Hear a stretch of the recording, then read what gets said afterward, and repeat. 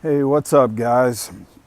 Hope you've had a good day. I want to talk to you for a few moments about some things that have really helped me become more confident, more self-confident over the years. Some practices, some habits, some disciplines. My first leadership training I went to probably around 1990 would be a guess. 1992. What's up, Doug? I was labeled with a term I had never heard, and it was called analysis paralysis. And kind of the cliff note to that would be the need to always get more data, like never feel like you had enough data to make a decision. You kept analyzing, like I need to know this, I want to know this. And the paralysis part was it would keep you from making a decision. And so I was labeled early on with this confident issue, right? The ability to just decide. Mike, how you doing, buddy?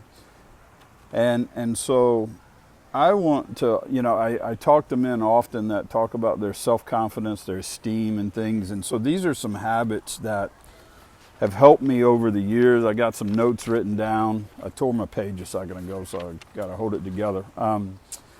But what I see with a lot of guys is we get stuck in this indecision, right? We whether it's because we've made past decisions that didn't go well, or we lack that confidence, we lack the self-confidence or whatever. And so here's a few things that have helped me on analysis paralysis. Like if you get stuck, like you're waiting on something.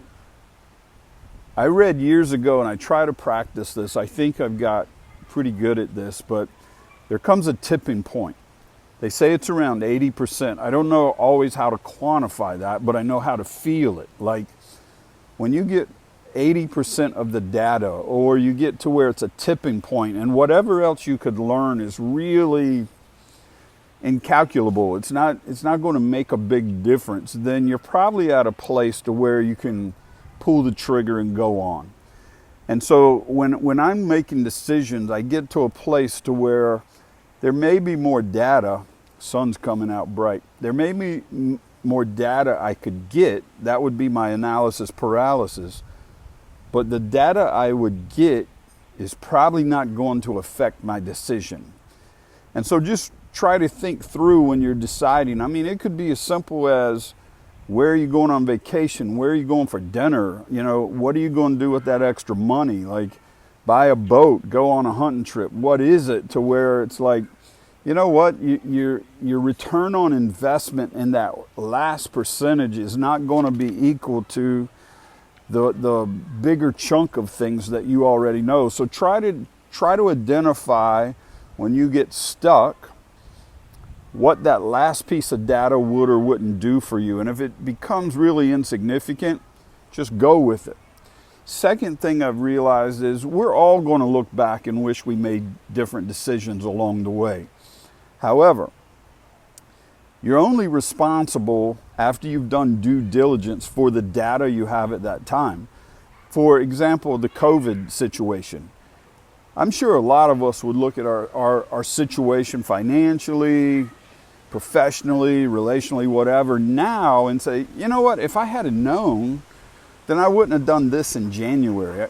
I wouldn't have, whatever that is. Well, you didn't know, so you're not responsible for that. And a lot of times we live in this woulda, shoulda, coulda, armchair quarterback, hindsight is 2020. And you've got to realize, like, certainly there's going to be times we would have made a different decision if we had the data.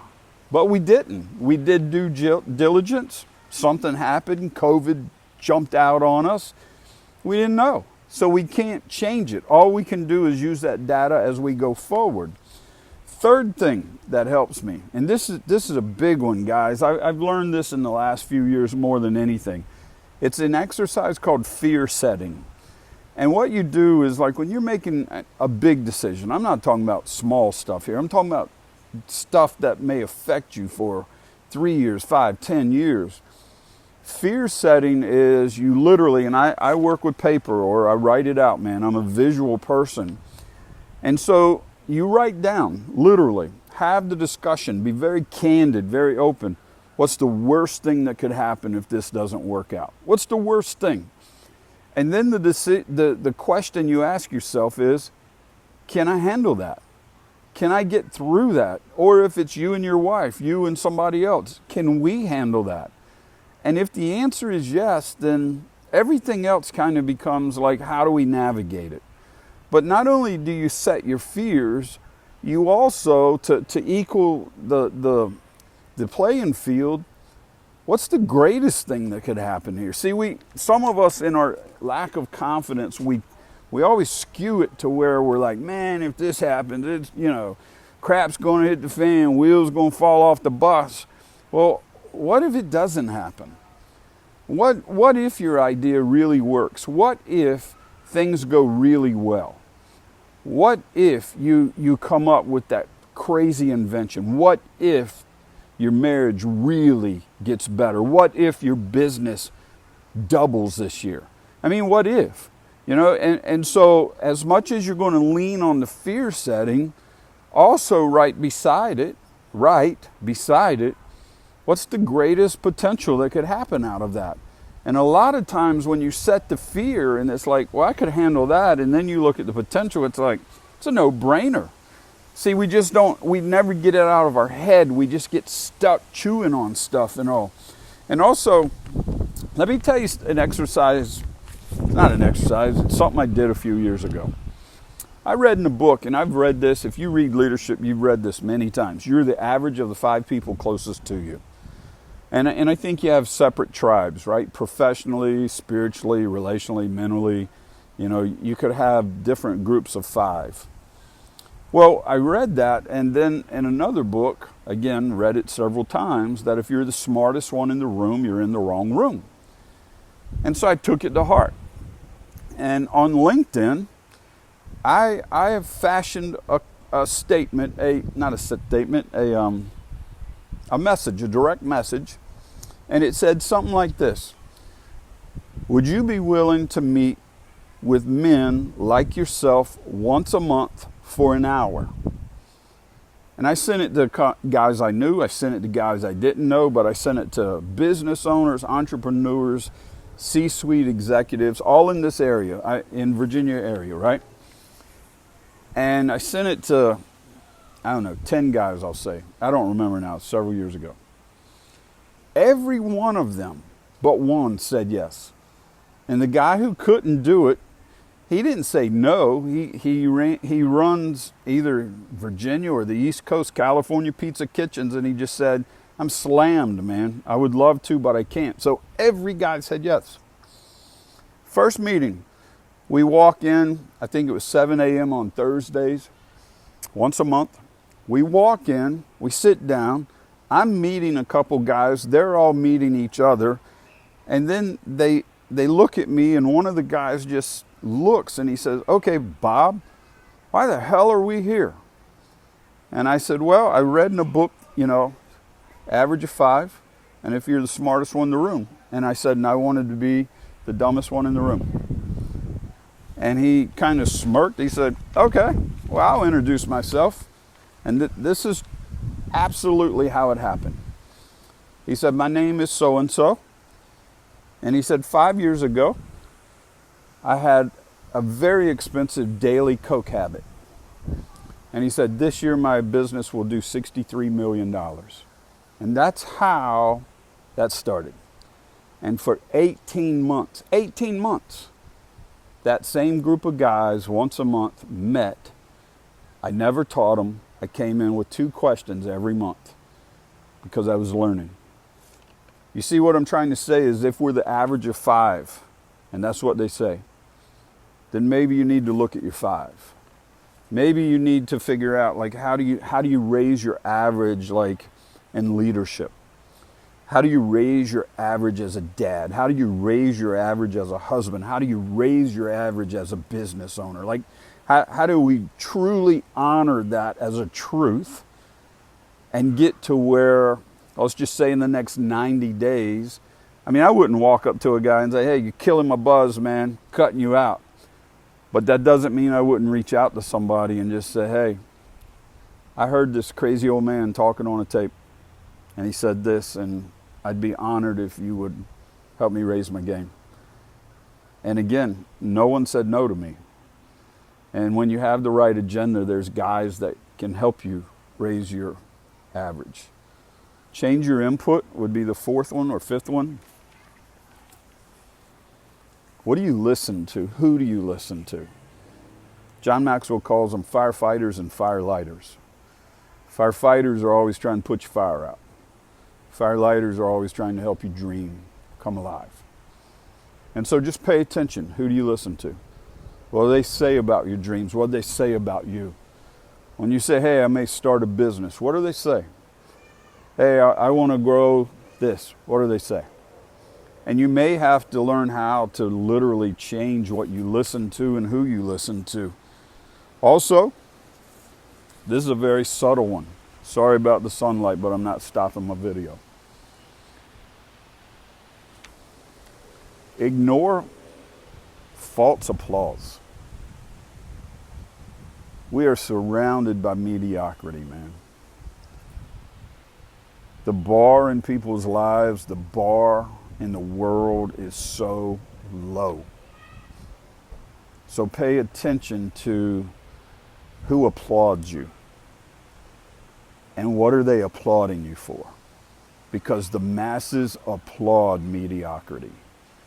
You can literally get up at 8 a.m. and show up on work on time and people will tell you good job. I didn't grow up like that, man.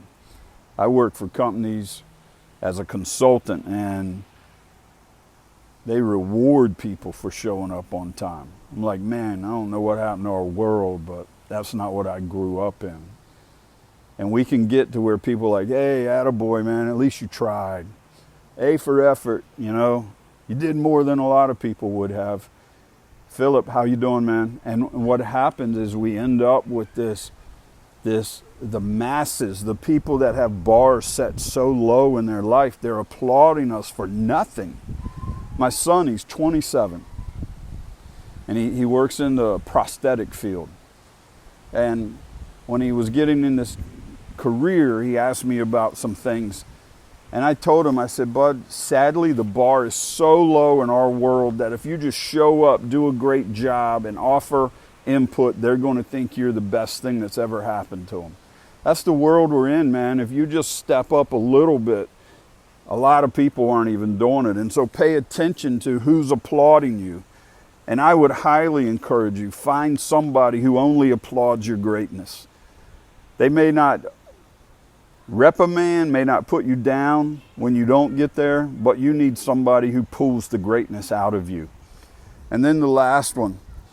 This is what my very first coach taught me, and I've tried to embrace this for 25 years now. And that is, be comfortable with your own ignorance. Have a childlike mentality that asks questions. Be okay not knowing the answers. And just ask, how do you do that? How'd that go so well for you? What happened there? Because the moment we act like we know, we're done growing. We can't grow, we can't learn. We've got to fake it, we've got to screw stuff up.